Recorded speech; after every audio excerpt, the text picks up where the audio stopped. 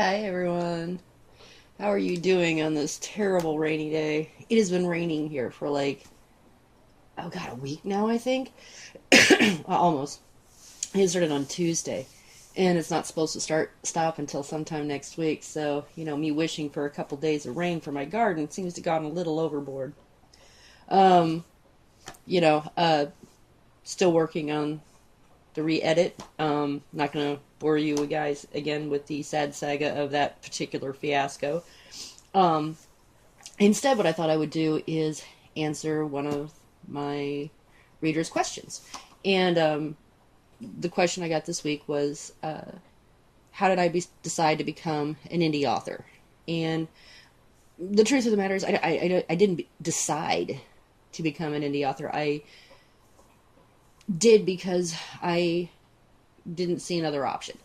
Um, After I finished my book back in 2015, my first one, It'll Feel Better When It Quits Hurting, I, did what all authors do, which is I sent it off to publishing houses, and a lot of them, actually, a lot.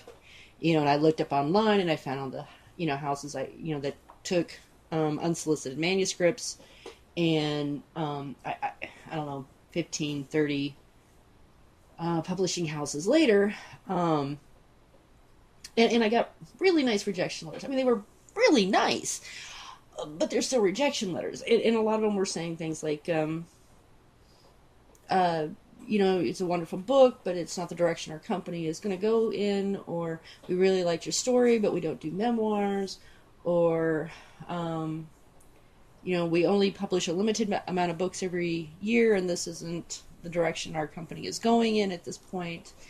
And so then I thought, okay, fine, I'll see if I can find a publicist, someone that could, drum up some interest in my book for me. And again, I went online and I found a whole bunch of places where you could unsolicit, with free solicitations, um, send off a little bit about yourself, your book, and so on and so forth.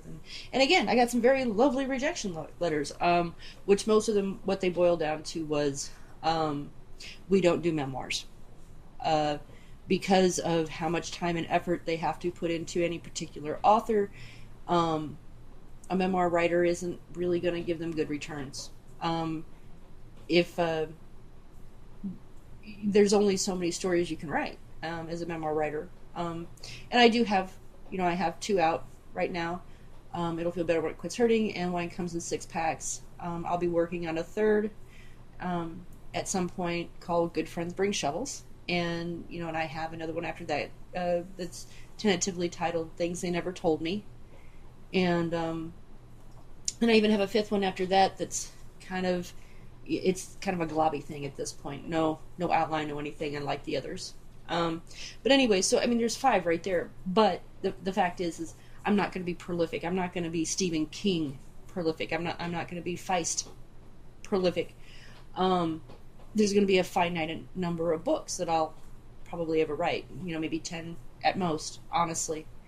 But as long as I continue with memoirs, anyway. So anyway, it's the truth is it's not worth your time.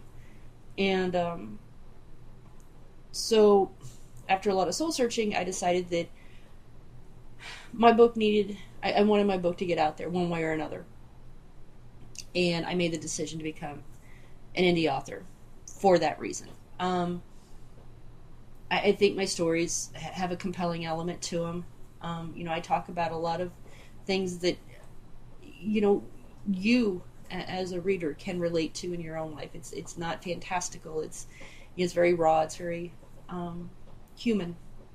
I tell a very human story, and I tell it truthfully, which often means I'm not the hero of my narrative, because I'm a person and I'm not always as nice as I should be. I'm not perfect, and I don't try to pretend to be. So anyway, that is basically how I chose to be an indie author. It was because I decided that my book was worth my time, and I do mean time, lots and lots and lots of time. Um, because especially if you guys go, I redid my website, and you can go on there. You can kind of see how I spend my days, and it is it's sad, but it's true. I spend an exorbitant amount of time, not just writing, not just editing, but promoting and marketing and everything that goes along with being an indie author. Because of course, I'm doing it all myself. Everything comes out of my own pocket, and it's all my own research, and it's all on me, which is kind of how I got into that fiasco with the editors that didn't edit. It's all on me, and I didn't choose wisely.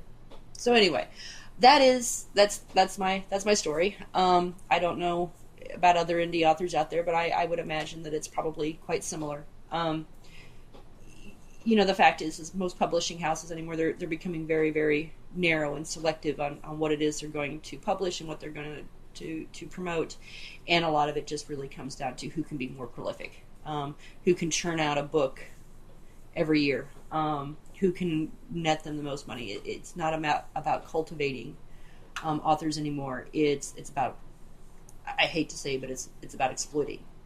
Who can they, with the least amount of effort, get the maximum amount of profits from?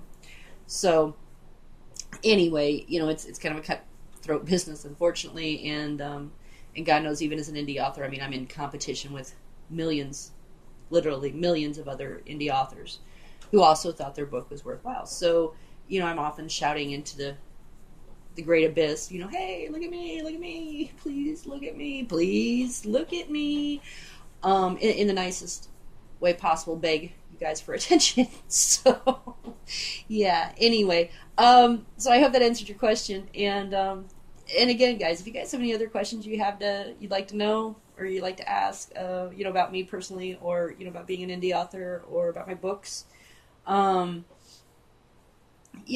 me a line. You can find me on my website. You can find me on Twitter at Lisa Orban Author on Twitter. Again, you can find me on Facebook under the same Lisa Orban Author, and I'm Googleable. So put my name in and you'll find me. Anyway, so I hope you guys have a great week. I hope it stops raining, because it's starting to get a little depressing, honestly. And I'll see you guys next week. Bye, guys. Love you.